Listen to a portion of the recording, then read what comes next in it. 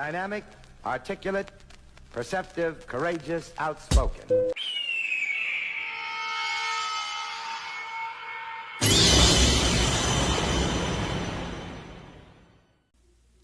Yes, indeed. Welcome back to the dojo. We got another one for you. Killer confesses in record time. The interrogation of Kenneth Walker. This is on Stranger Stories YouTube channel. We want to check this out. Killer confesses in record time. I'm going to go ahead and full screen this. And we're going to watch. Okay, it's verbal, but see the verbal, it ends up to us here. Yeah. You know what I'm saying? And where I heard the punch. My computer always does this. Bear with me. The punch is finally I pulled it here. Now I'm dragging it here. You know, the trial over here. I'm dragging it to the top. I'm trying to get to my stuff. This was one of those moments cops never see coming. And then just drew out here. Boom. Right in the stomach. And I took it. She kind of... How many times did you hit him? I don't know. The suspect didn't wait for any tricks or tough questions. They walked in, sat down, and in a matter of moments, spilled everything. She was blood out of the floor. She's squirming. She rolled over to a water bottle, poured water on her. You know, I'm seeing so much evil in the dog. She ain't even dying type stuff. You know what I'm saying? It was one of the fastest confessions ever. How you doing? I'm sitting warmed up for sport. How you doing? All right. I'm trying to get down to the bottom of everything. They said this man started singing as soon as the cop came in there to get the story. So what is so crazy about this interrogation? He just didn't want to lie or have them found out. He just said, "Look, this what happened, blah blah blah." You know, I'll be in here to talk to you a little bit. You know what I mean? I spoke with your mother. Your mother's name is Lenita. Yeah. What's her last name? Hillburn. Okay.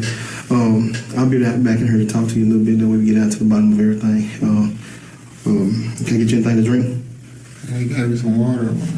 Okay. All right. And we'll go from there. But before we get started, you got any questions for me? Not really. Okay. All right. On the morning of December 26, 2018, around 8:43 a.m., Dallas police rushed to a disturbance call at 9340 Skillman Street. Inside the apartment, they discovered a horrifying scene. 38-year-old Latricia Nashia Nelson was found in her bedroom, stabbed multiple times. Whoa. Despite Dallas Fire Rescue's quick arrival, she was pronounced dead at 8:54 a.m. After an intense investigation, homicide detectives identified 34-year-old Kenneth Ray Walker as the suspect. But before the cops could investigate further, within hours, Kenneth walked into the Dallas County Sheriff's Office and surrendered. Oh dang, he didn't even try to go on a run. He just went straight in there. He just went straight in there and said, "Look, I did it. Damn, bro. I wonder what was going through his head. Man, this is crazy. Maybe he was out of his mind. Like, he could have been, I guess, will he plead insanity? I don't know. Like, this just seemed like a wild, he stabbed the lady to death. And then he just confessed. This don't really happen too often, so. Mm-hmm. How many you got two. Oh, you're old? I got a 14-year-old and a 4-month-old. Okay. All right, guys. And your mom, where your mom stay at? She's in Plano. Okay, cool. Yeah, give me a minute, man. You said you don't need no more water or anything like that. Give me a minute. It's going to take me a little bit to get my stuff together, and I'll come back in here and holler at you. But I'm Detective Warren, and I'm be handling the case, okay? Okay. I'm trying to think of anything else before I leave and come back. But if not, like I said, I'll think about it when I get here, okay? All right, man. All right.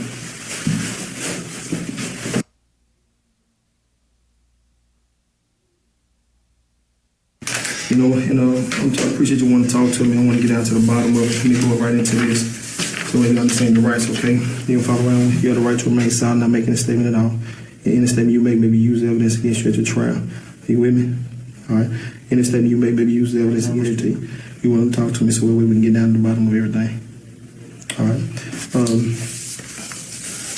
I I don't know you. Today my first time ever hearing about you, okay?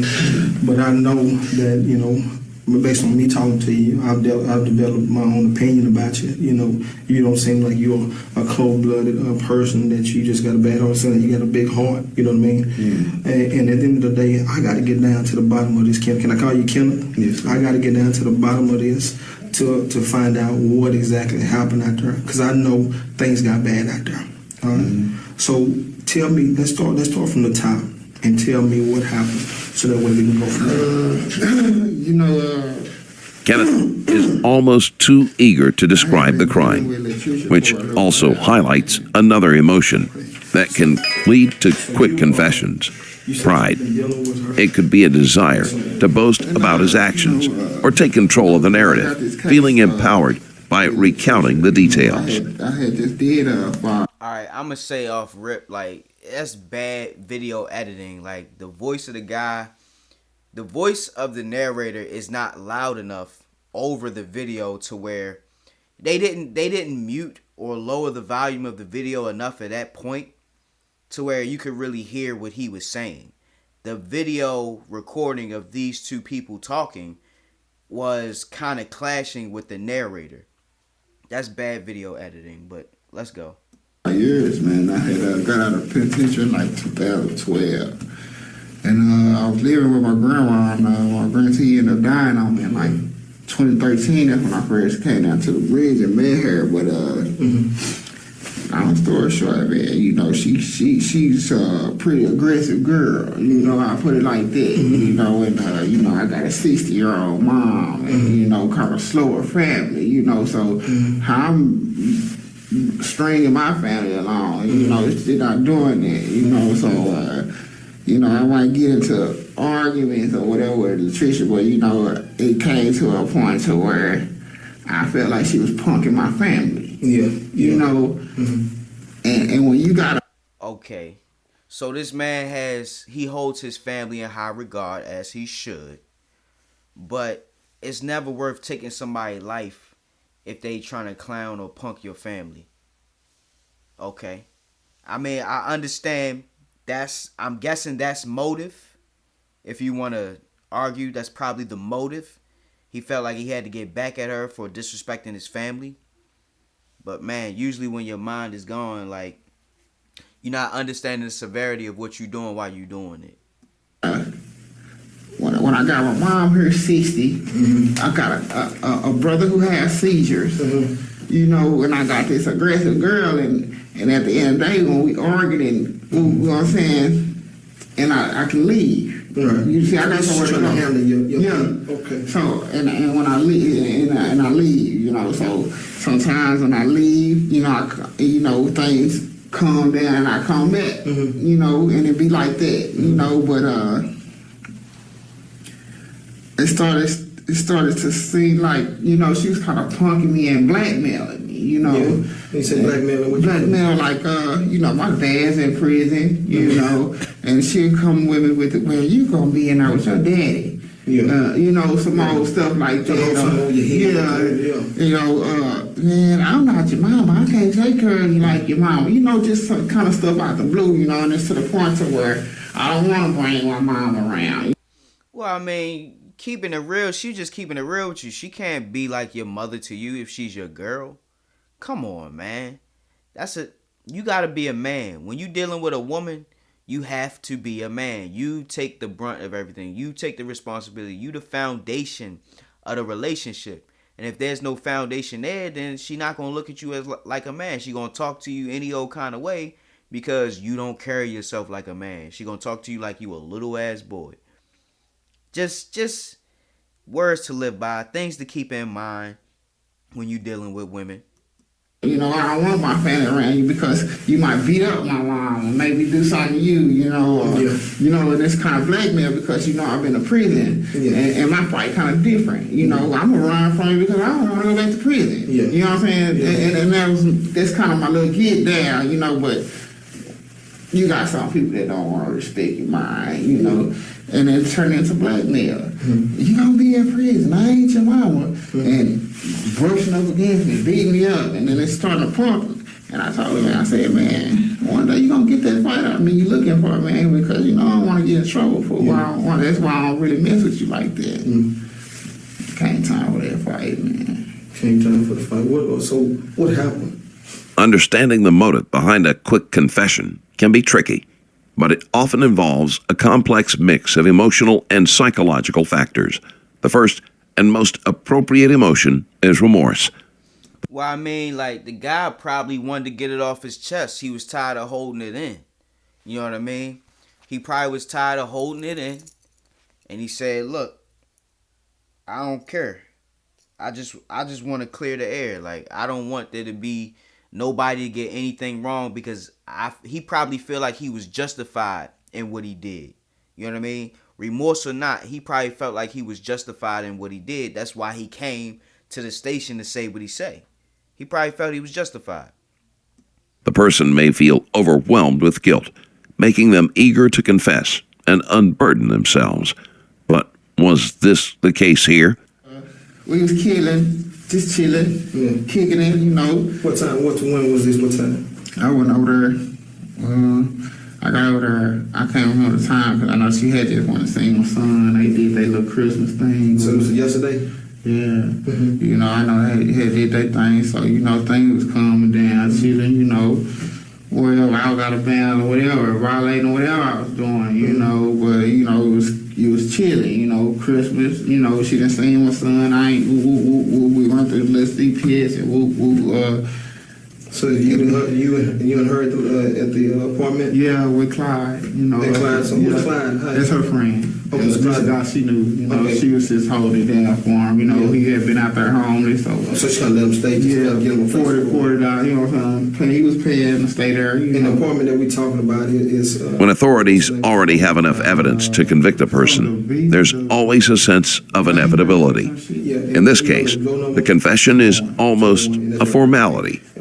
Kenneth may very well be feeling there's no point in holding back. You know, then the pumpkin started, or the argument. This happened yesterday. This is on Christmas. Yeah. So, you know, it might be something out the blue said, man, I'm whatever out the blue. And, you know, when I get the right job, I might come back with some, well, I'm chilling, man. I ain't really trying to do all that, you know, because I know that's a fight for the story. You know, I'm trapped in the house. And she likes to run out, scream and get security. You know, sometimes out the blue, you know, she might say something fancy to me or something fancy and stand up, go unlock the door and hold the door, and you can exit if you want. You know, like you know, at the way, I mean, you can't pump me, man. Yeah, because your only motive is because I've been somewhere you haven't, and you know, it's a place I don't want to be, or I would rather not be, or I'm trying to stay away from. So when it turns to blackmail, I was like, man, you don't get that fight out of me, man, because you're not gonna be punking my family and punking me. In some cases, a suspect may believe that cooperating immediately will lead to more lenient treatment.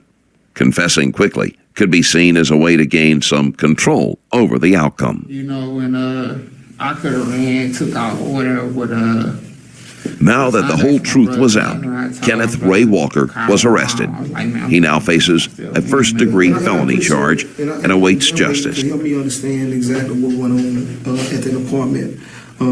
So y'all started arguing. Was it at nighttime? Yeah, So it's on Christmas, or it's about, you said about 1 o'clock in the morning. 1 o'clock in the morning. So today, Yeah. about 1 in the morning. So y'all in the back. So was Clyde up in Yeah, there? he was in the living room, but I caught her in the room. You know, I kind of took the argument to the room because I'm like, She was trying to argue out there in the back. You yeah, to the room. yeah, let's, you know, and you know, because you, I know what you're doing. And I'm saying, man, you finna get that fight out of me, man, because I'm getting tired of running from you. You know, and it's because to the point to where you punking me and blackmailing me, man. You know, and then that's only because you know I don't want to go to prison, man, and you holding it over my head, man. So what did she say? I mean, he keep talking about blackmail.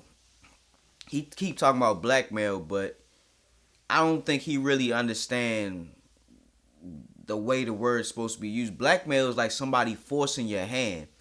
They holding something over your head and force your hand into doing something you may not really want to do for their benefit.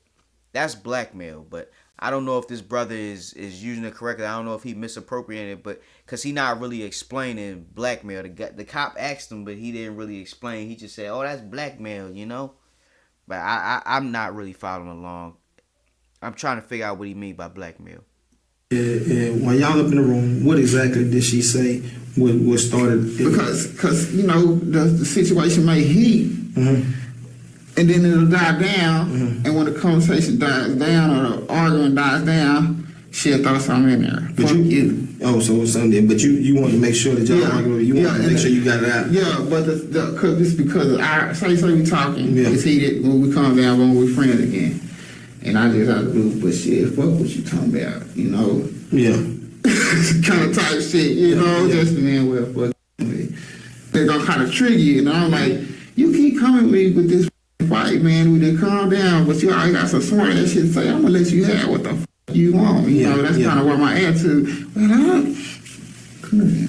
So that's when you said, you told me, come here. Come on. And show me, like I said, just show me because I need to know. Because the door is like right. I was like, come on in, and push the door, and she's fighting. And I could hear it, boom. You hit her with your fist first? Yeah, but I had my coat in the closet. I had a little dagger in my coat that I had found like a way outlet. You know, kind of had it with And so when she came with you, said you hit her first, did she fall down? Yeah, kind of. And I really grabbed her and dragged her over there, you know. You dragged her what, in the closet? Yeah, to the closet so I could get my coat and get in my coat because, man, I'm not... Was this coat right? Nah, I had another coat on. So I'm like, man, I'm gonna go on and get you out of it because it's not a fight. You trying to punk me, man. This ain't no. It's an Arkansas with nothing. It's becoming a punk and a blackmail. So she went unconscious at the time when you hit her. She fell. You drugged her. You dragged her by her hair. You dragged her by her clothes.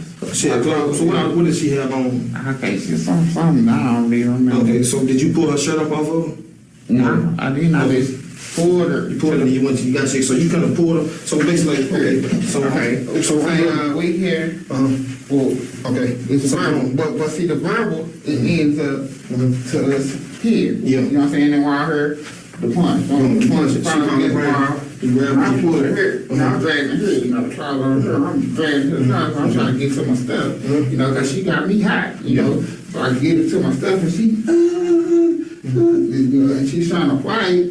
I'm holding her, but I'm hot. I'm like, you ain't got me hot, man. I told you leave me alone. Yeah, I told you leave me alone, and it won't be nothing, you know, and I can go. But I now I'm rustled up, and I give my dagger, man. I said, man, I don't leave you alone, man. But if you keep fucking with me, man, I'm gonna hit you, man. I'm gonna beat your ass, man. But you told me, so you ain't stabbed her yet. And then I let her go.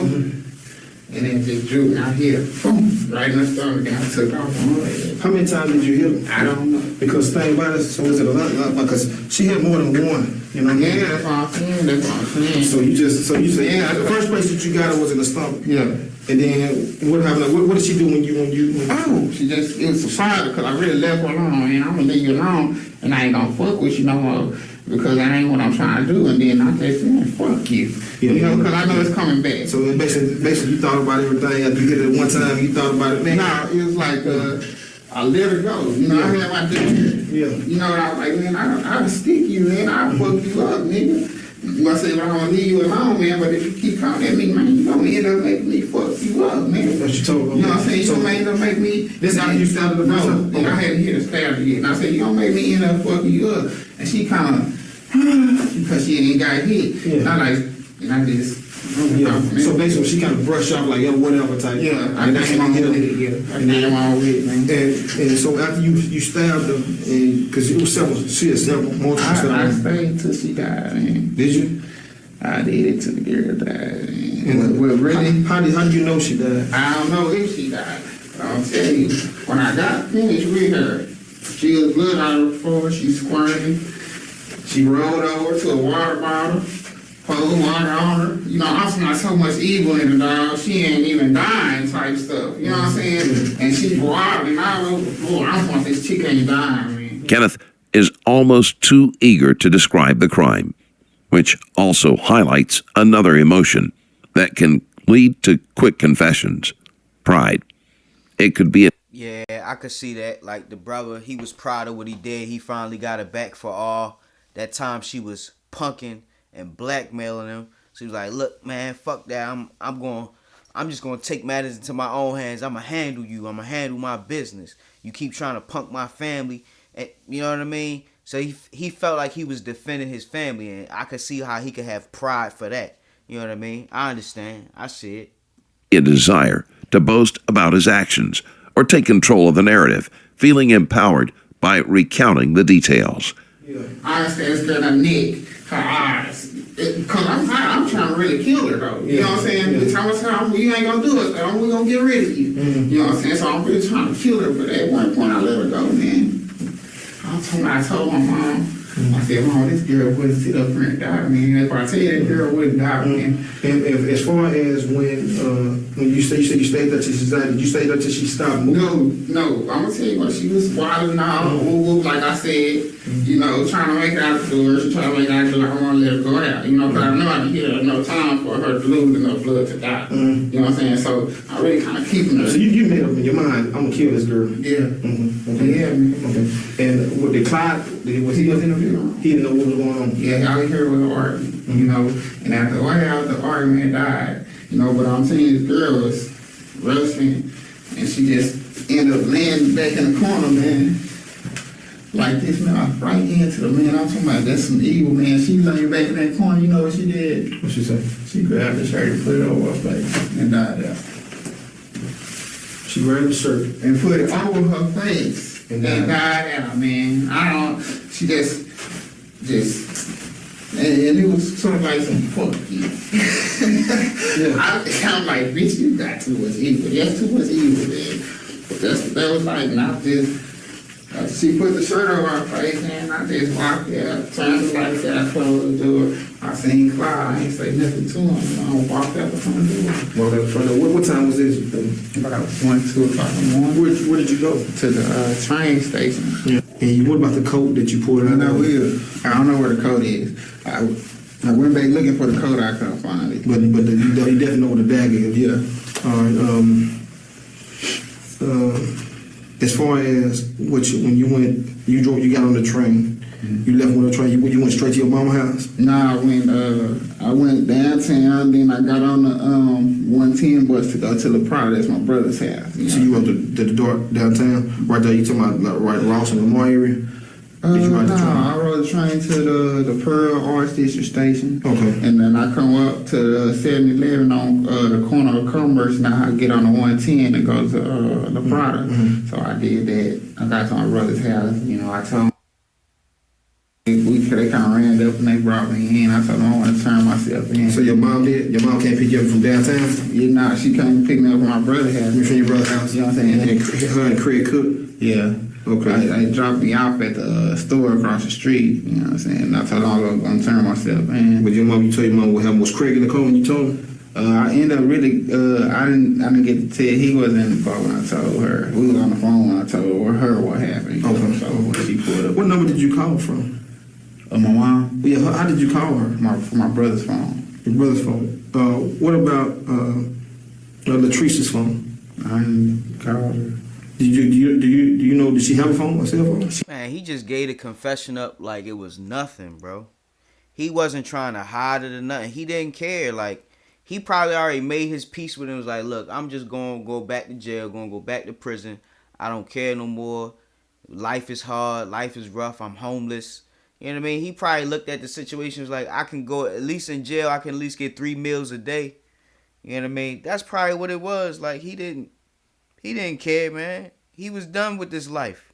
She had one. But that's not working. Oh, really? It's not working right now? It was on. It was on. I guess. Yeah. But you didn't take that phone? No. Okay, so you just walked out the door. What did you have on when you actually? I had on some jeans. I think I had on some black sweats over the jeans. I had on a blue shirt and a coat. I got rid of the coat. I couldn't find it. I still got the jeans and the black pants that my brother had. Okay. I changed pants before I came. And the shoes, you did the same shoes you had on right there? When authorities already have enough evidence to convict a person, there's always a sense of inevitability. In this case, the confession is... They said this earlier. Why are you re-saying the same thing? Man. Some of these people's quality of their videos be a little off-putting. That's all I'm going to say. Almost a formality. Kenneth may very well be feeling there's no point in holding back. Hey, You know, let me tell you, man, everybody make mistakes, you know. And don't get me wrong, this girl, she lost her life, you know what I mean? It's a terrible thing, you know, that happened. But at the end of the day, you know, you did a good thing by coming forward, telling me you manned up, and that's what you did. And I appreciate you talking to me. And we're gonna get down to the bottom because I'm gonna probably have some more questions for you. But I know one thing: this girl, her family, gonna have some questions. I know she didn't deserve to die. All right, she didn't deserve to die. All right, because now you think about it, you got a 6-month-old. Right? How many kids you got with her? 2, well, 1. 1, 6-month-old. You know, at the end of the day, that's kind of one-sided. Yeah, but you know what I'm saying? That's what I'm saying. And I'm not. And this is what I want to make sure we understand each other. I'm not buying this out because my job is to get the information. I've heard this part. All right, now heard your side. So now my job is investigating, put everything together. But give me 1 second, man, so we can go out there and try to get this data, and I'll be right back with you. You say you want more than that? Yeah, I'll tell you when you get there. All right. Now that the whole truth was out, Kenneth Ray Walker was arrested. He now faces a first-degree felony charge and awaits justice. That'll do it for today. If you like this video and want to support the channel, Well, the video is not clickbait at all. I can appreciate that. It was just a straight up, the guy told what he did and they arrested him, and now he's facing the court proceedings. You know what I mean? I just was interested because of the title said Killer Confesses in Record Time. He just wanted to get it off his chest. It was bothering him. It was eating away at him. He even turned himself in. He didn't go on the run. He just said, look, man, this is what happened. I killed that girl because she was punking my family. He felt like he was justified. That's why he told. He felt like he was justified in what he did. So he said, look, this is what happened, man. She was punking my family. I'm not going for that. She kept egging me on, kept antagonizing me until I had no choice but to just take her out. I understand exactly what he's saying, but even still, it's not right. He took somebody's life, and now he has to pay the price. It don't matter how justified he felt or how right or whatever. She wasn't threatening his life in any way, and he just took her out. So, well, crazy story, y'all. Crazy story. Well, that's it for this one. Professor Hawk signing out. Hawk Sensei bids you adieu. I hope you enjoyed this reaction, guys. Toodaloo.